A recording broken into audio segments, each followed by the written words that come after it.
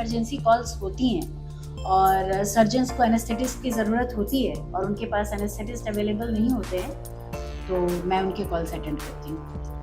जैसे कि आप एनेस्थीसिया देते होंगे तो ऐसे में बहुत से पेशेंट होते होंगे जिनको ऐसी प्रॉब्लम्स भी आती होगी, तो उसके लिए फिर क्या सॉल्यूशंस होते होंगे? देखिए, एनेस्थीसिया देने के पहले एक चेकअप होता है जिसको PAC और you can say pre anaesthetic checkup बोलते हैं। नए फील्ड में अपने कदम रखते हैं तो बहुत से हमको स्ट्रगल फेस करने पड़ते हैं, प्रॉब्लम फेस जी, करने जी। कि आपको भी जब स्टार्टिंग किया हूँ तो आपको भी प्रॉब्लम फेस मेरा करनी एक बेटा है, नाउ ही इज़ 25। जब वो 1 साल का था तो मैंने नौकरी ज्वाइन की थी, तो उसको बड़ा करने में और अपनी नौकरी पे ही ध्यान देती रह गई। जब वो थोड़ा बड़ा हुआ और जब वो हॉस्टल गया 13 इयर्स का होके, तो मैंने पढ़ाई शुरू की। तो एक दिक्कत तो वो आई कि नौकरी करने के दौरान सालों की छोड़ी हुई पढ़ाई के बाद आपने पढ़ाई की। नमस्कार, आपका सीजी समाचार में बहुत बहुत स्वागत है। मैं आप सबके साथ इब्तिशाम देशमुख। आज हमारे व्यक्ति विशेष कार्यक्रम में चिरमिरी रीजनल की एनेस्थीसिया स्पेशलिस्ट डॉक्टर नीना आबरा उपस्थित है। आपका बहुत बहुत स्वागत है हमारे चैनल और हमारे कार्यक्रम में। पहले तो मैं चाहूंगी आप दर्शकों को अपना परिचय दें। नमस्ते दर्शकों, मैं डॉक्टर नीना आबरा, मैं SCCL में पोस्टेड हूँ, रीजनल हॉस्पिटल कुरासिया चिरमिरी में। मैंने SCCL ज्वाइन किया था 1999 अप्रैल में चर्चा में। चिरमिरी में मैं करीब 7 साल से पदस्थ हूँ। मैंने अपना MBBS रिम्स रांची से किया है और मैंने अपना पोस्ट ग्रेजुएट अलीगढ़ मुस्लिम यूनिवर्सिटी अलीगढ़ से किया था। और यहाँ फ़िलहाल मैं प्रैक्टिस कर रही हूँ हॉस्पिटल में और इमरजेंसी कॉल्स के लिए प्राइवेट। आप पूरे चिरमिरी में अपनी सर्विसेज देती होंगी? हाँ, चिरमिरी में बैकुंठपुर, मनेंद्रगढ़, अनूपपुर, इवन पेंड्रा तक जब भी इमरजेंसी कॉल्स होती हैं और सर्जन्स को एनेस्थेटिस्ट की ज़रूरत होती है और उनके पास एनेस्थेटिस्ट अवेलेबल नहीं होते हैं, तो मैं उनके कॉल्स अटेंड करती हूँ। जैसे कि आप एनेस्थीसिया देते होंगे तो ऐसे में बहुत से पेशेंट होते होंगे जिनको ऐसी प्रॉब्लम्स भी आती होगी, तो उसके लिए फिर क्या सॉल्यूशंस रहते होंगे? देखिए, एनेस्थीसिया देने के पहले एक चेकअप होता है जिसको PAC और you can say pre anaesthetic checkup बोलते हैं।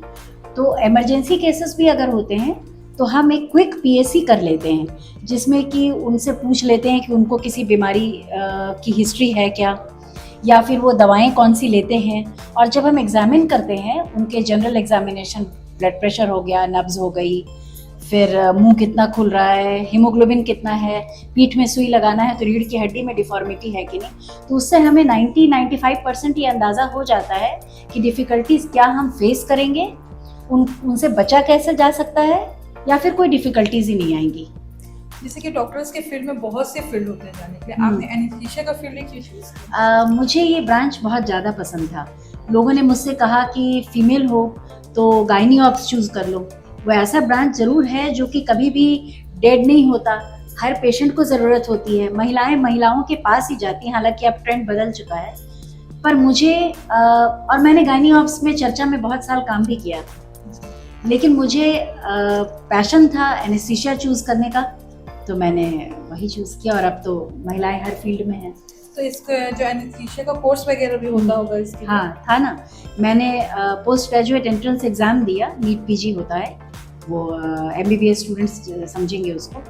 मैंने वो दिया, ऑल इंडिया में जो रैंक आया उसके हिसाब से आपके सब्जेक्ट की चॉइस और कॉलेज की चॉइसेस फिलअप करनी होती है, तो मैंने AMU को चूज़ किया और मेरा फेवरेट ब्रांच भी मिल गया। जैसे कि हम कोई भी नए फील्ड में अपने कदम रखते हैं तो बहुत से हमको स्ट्रगल फेस करने पड़ते हैं, प्रॉब्लम फेस करने पड़ते हैं। आपको भी जब स्टार्टिंग किया हूँ तो आपको भी प्रॉब्लम फेस करने पड़े? हाँ, इब्तिशाम देखो, जब मैंने PG का एग्ज़ाम दिया, मैंने कब दिया, जब आम बच्चे देते हैं अंडर ग्रेजुएट के बाद, उस वक्त नहीं दे पाई थी, फ़ौरन नौकरी में आ गए थे हम लोग। फिर मुझे मौका नहीं मिला। मेरा एक बेटा है, नाउ ही इज़ 25। जब वो 1 साल का था तो मैंने नौकरी ज्वाइन की थी, तो उसको बड़ा करने में और अपनी नौकरी पे ही ध्यान देती रह गई। जब वो थोड़ा बड़ा हुआ और जब वो हॉस्टल गया 13 इयर्स का होके, तो मैंने पढ़ाई शुरू की। तो एक दिक्कत तो वो आई कि नौकरी करने के दौरान सालों की छोड़ी हुई पढ़ाई के बाद आपने पढ़ाई की, ठीक है, मैं कम्पीट कर गई। फिर दिक्कतें ये आई कि हमें अपने कंपनी से NOC लेना था, सो दैट मुझे लीव मिलता और मैं जाके पढ़ती। वहाँ कुछ दिक्कतें आई, लेकिन सारी दिक्कतों का क्या है, आप हौसले से आप उनको फेस कर सकते हो। फिर वहाँ पे दिक्कतें आई कि वो एज गैप था, लेट 20s में वहाँ पे बच्चे थे जो मेरे साथ रेसिडेंट थे। मेरे साथ उनको एडजस्ट करने में दिक्कत आ रही थी। मुझे एक फैमिली लाइफ जीने के बाद हॉस्टलर्स की लाइफ में थोड़ा सा कष्ट आ रहा था, पर क्योंकि मैंने अपने पैशन को फॉलो किया, जो मुझे पसंद था वो मैंने किया, तो मैं सारे डिफ़िकल्टीज़ को पार करती गई। यहाँ भी आई तो शुरू में कुछ प्रॉब्लम्स हुए थे, पर सब मैनेज हो गए। तो आपको फैमिली सपोर्ट में हमेशा से मिला? हाँ, फैमिली सपोर्ट हमेशा से मिला। मेरे हस्बैंड ने भी सपोर्ट किया और बेटा भी खुश था। बाकी सभी ने सराहा कि एक स्टेज पे आके काफ़ी साल पढ़ाई छोड़ने के बाद लोग फिर से एग्ज़ाम देके क्लियर नहीं कर पाते, तो सराहना मिली मुझे। आपको इस फिल्म में इंस्पिरेशन कौन है? इंस्पिरेशन तो सबसे पहले तो मेरे पेरेंट्स, और दूसरा मैं कहूँगी, इसको बड़बोलापन अगर आप लोग ना समझें, मैं खुद। मैंने अपने बेटे को भी यही सिखाया, कम्पीट करो तो खुद से करो। सबसे पहले खुद को एक कॉम्पिटिटर मानो कि मुझे कल आज से बेहतर करना है और कल फिर आने वाले कल से बेहतर करना है। हर दिन को, हर अपने एक्ट को अपने पिछले एक्ट से कंपेयर करके उसको बेहतर बनाओ। तो आपका आगे का क्या प्लान है? जैसे कि अभी तो आप रीजनल में हैं, हाँ। तो आगे का आपका कोई और प्लान होगा? जी जी, प्लान्स तो हमेशा, आगे का फ्यूचर प्लानिंग हमेशा करनी चाहिए। और ये नहीं है कि अब मैं 10 साल में रिटायर हो जाऊंगी या 15 साल में रिटायर हो जाऊंगी तो मैं हाथ पे हाथ रख के बैठ जाऊं। मेरा कुछ वैसा नेचर है कि मैं हमेशा इस मामले में मैं बड़ी रेस्टलेस हूँ।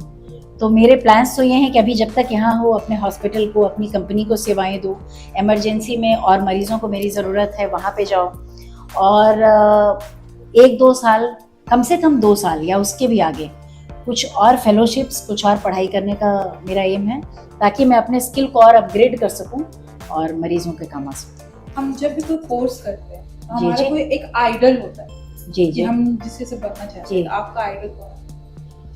हाँ, मेरे आइडल तो अब मेरे कोर्स में है, डॉक्टर्स में तो कई हैं जो बड़े बड़े डॉक्टर्स हैं। मैं उनको पढ़ती रहती हूँ, जानती रहती हूँ कि वो इस मुकाम पर कितने स्ट्रगल के बाद और कितनी मेहनत से पहुँचे हैं। मैं भी उनके पदचिह्नों पर चल पाऊँ।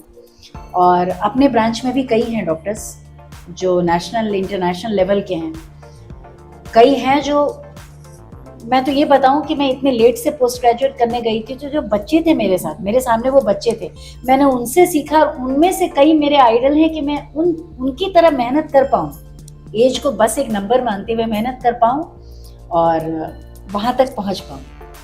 हमारे लाइफ में ऐसा होता है कि हम जो टारगेट अचीव जी, करना जी। चाहते हैं, हम टारगेट तो अचीव कर लेते हैं, जी, कुछ जी। चीजें ऐसी रहती है जिसको हम फुलफिल नहीं कर पाते। कि हम्म। आपके भी लाइफ में ऐसा कुछ है जो आप चाह के भी फुलफिल ना कर पाए? देखिए, अफसोस तो नहीं है, देयर आर नो रिग्रेट्स, पर ऐसा कुछ एक अधूरापन जरूर रहना चाहिए मेरे हिसाब से इख्तिशाम इंसान की जिंदगी में, ताकि उसमें आगे बढ़ने की ललक बनी रहे। अगर मैं आज ये समझ लूं कि मुझे सब कुछ आ गया, मैंने सब अचीव कर लिया, तो फिर मैं स्टैग्नेंट हो जाऊंगी। रुका हुआ पानी तो मैला हो जाता है। इसीलिए कुछ ना कुछ एक इच्छा रहनी चाहिए अधूरी, जिसे हम पूरा करना चाहें, और ऐसी कई होती हैं।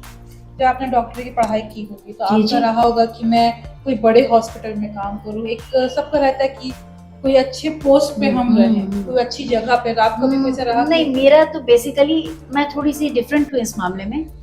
ऐसा ब्रांच हो, ऐसी डॉक्टर हूँ, बड़ा सा हॉस्पिटल बनाऊं, बहुत पैसे कमाऊं, बहुत सारे मेरे बैनर्स लगे, पोस्टर्स लगे, नहीं।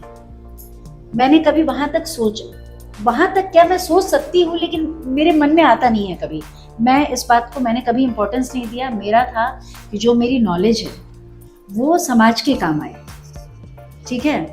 तो कोल इंडिया में जॉब मिली, इट्स नॉट बैड।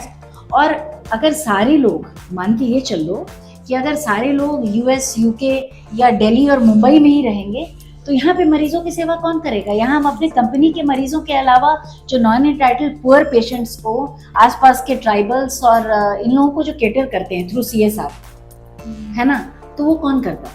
तो मुझे लगता है कि शायद ये अवसर हमें मिला तो बहुत अच्छा है, रिग्रेट नहीं। जैसे कि आप लोग ऑपरेशन के बाद एनेस्थीसिया दिया जाता है, लेकिन बहुत लोग एनेस्थीसिया से डरते हैं और इस कारण से ऑपरेशन नहीं करवाते। तब ऐसे पेशेंट को क्या ऐसे पेशेंट्स को मैं ये बोलूंगी कि डरने की जरूरत नहीं है। आपको सीधा कोई OT टेबल पे लिटा के बेहोश नहीं कर देगा। आप हमसे पहले बात करें, आपके मन का डर हम दूर करते हैं, आपको एग्जामिन करके हम कंफर्टेबल बनाते हैं, और फिर बहुत आराम से बहुत अच्छे अच्छे तरीके हैं, पहले की तरह एनेस्थीसिया कॉम्प्लेक्स नहीं रह गया है। आपको बहुत कंफर्टेबली हम एनेस्थीसिया में ले जाते हैं और उससे बाहर भी करते हैं, डरने की ज़रूरत नहीं। अभी जो डॉक्टर की पढ़ाई कर रहे हैं, जी। न्यूली स्टूडेंट्स और फ्रेशर्स जो हॉस्पिटल ज्वाइन कर रहे हैं, उनके लिए आप क्या मैसेज देना चाहेंगे? मैं ये मैसेज देना चाहूँगी कि अगर आपका ये पैशन है, सबसे पहले जो आपकी हॉबी है, जो आपकी खुशी है, जो आप करना चाहते हो, किसी के दबाव में नहीं, वो ज़रूर करो। और उस रास्ते पे अगर आप आगे बढ़ोगे तो लाख कठिनाइयाँ आए, आप वहाँ पहुँचोगे जहाँ आपको पहुँचना है। आप डॉक्टर बनना चाहते हो, ज़रूर करो। मेहनत बहुत लगती है, हर फील्ड में लगती है। तुमने भी बहुत मेहनत की, तुम यहाँ तक पहुँची, है ना? सब बहुत मेहनत करते हैं, लेकिन तुम्हें ये काम पसंद था तो तुम्हारा मेहनत भी कारगर हुआ, और तुम अगर उसमें खुश रहोगे तो अपना 100% दे पाओगे। जो डॉक्टर बनना चाहते हैं, मेहनत करिए, अपना 100% एफर्ट्स डालो, and then nobody can stop you from reaching the sky. बहुत सारे प्राइवेट हॉस्पिटल्स ऐसे हैं हाँ। जहाँ पे बहुत सारी फीस लगती है पेशेंट को जी जी, इलाज कराने की, जी। और जहाँ गरीब लोग रहते हैं हाँ। वहाँ पे इलाज नहीं करा करा तो पाते। ऐसे हॉस्पिटल में जो फीस ली जा रही है, क्या रिजनेबल ली जा रही है? देखिए, ये इस पे तो मैं कमेंट नहीं कर सकती, क्योंकि मैं उन हॉस्पिटल्स में नहीं काम करती हूँ। हालांकि मैंने भी फेस किया है अपने रिलेटिव्स के एडमिशन के टाइम, मैंने देखा है कुछ उनकी पॉलिसीज रहती होंगी। मैं ये नहीं कह सकती कि सारी गलत हैं, क्योंकि अगर आप एक्सपेंसिव सर्विसेज प्रोवाइड कर रहे हो तो आपको उसके कॉस्ट लगता है, आपको हॉस्पिटल मेंटेनेंस कॉस्ट लगता है, मशीनें ऐसी रहती हैं एडवांस्ड जिनका कॉस्ट आता है, तो एक्सपेंसिव तो हो जाता है। हाँ, पुअर पेशेंट्स के लिए बहुत भारी पड़ जाएगा वो, तो हमारी गवर्नमेंट ने उनके लिए अलग योजनाएं बनाई हैं। जो स्मार्ट कार्ड है, आयुष्मान भारत योजना है, उससे अब फिलहाल मैं देख रही हूँ कुछ सालों में कि पुअर, बहुत ही गरीब पेशेंट्स का भी इलाज बहुत आराम से और एडवांस ट्रीटमेंट उनको हो जाता है। सरकार बहुत हद तक उनके खर्च बेयर करती है। और मैं ये कहना चाहूँगी कि ऐसे मीडिया में ये व्याप्त है, जैसे आपने भी सुना होगा, मैं भी सुनती हूँ कि प्राइवेट में लोग लूट खसोट करते हैं, गरीबों का कोई नहीं है। ऐसी बात नहीं है। 100 या 1000 में अगर कोई एक बंदा ऐसा हो तो उसकी वजह से सबको, कम्युनिटी को बदनाम ना करें। बहुत से ऐसे लोग हैं जो मरीजों का मुफ्त में इलाज करते, अपनी फीस छोड़ते हैं, जांच के पैसे नहीं लेते और अपनी तरफ से जितना हो सकता है सेवा करते हैं। ऐसे डॉक्टर्स बहुत हैं, इसलिए मरीज घबराए ना, किसी एक दुर्घटना की वजह से हम परेशान ना। आप अपने पेशेंट्स को और आम जनता को जी, कुछ जी। मैसेज देना चाहेंगी तो दे सकती हैं। मैसेज तो मैं रोज ही देती रहती हूँ। बस मैं वही फिर से कहूँगी कि जो भी आप करें उसमें अपना बेस्ट दें। कौन क्या कहता है, क्या करता है, क्यों कहता है, आपको पीछे करने, आपके कदम पीछे रोकने की कोशिश करता है, उनको इग्नोर करके आगे बढ़ते जाएं। और रहा एज अ डॉक्टर, तो यहाँ पे कई पेशेंट्स आसपास के एरिया में, हेडक्वार्टर्स तक अब हम इतने सीनियर हो चुके हैं, हमें जानते हैं। उन सबको धन्यवाद अब तक मेरा सहयोग करने के लिए। और ये इब्तिशाम भी आपकी एक पेशेंट रही हुई है हमारी कुछ दिनों की। मैं इससे भी ये रिक्वेस्ट करना चाहूँगी कि अगर तुम्हें ज़रा सी भी हमारे इलाज के दौरान अनकंफर्टेबल फील हुआ होगा तो उसके लिए I regret, but otherwise all of you are most welcome to meet us. हम ये नहीं चाहेंगे कि आप बीमार पड़ के हमारे पास आएं, आप दोस्तों की तरह आएं, पर अगर आपको कोई तकलीफ है तो हम हमेशा हैं। थैंक यू मैम, आपका हमारे साथ जुड़ने के लिए। Thank you. आज हम अपनी खास मुलाकात में हमारे विशेष व्यक्ति में डॉक्टर नीना आपरा जी से मिलके बात की और उनके जीवन के बारे में जाना। ऐसे ही हमारे चैनल से बने रहे और देखते रहे। हमारे चैनल को लाइक, सब्सक्राइब, शेयर करना ना भूलें। नमस्कार। Thank you.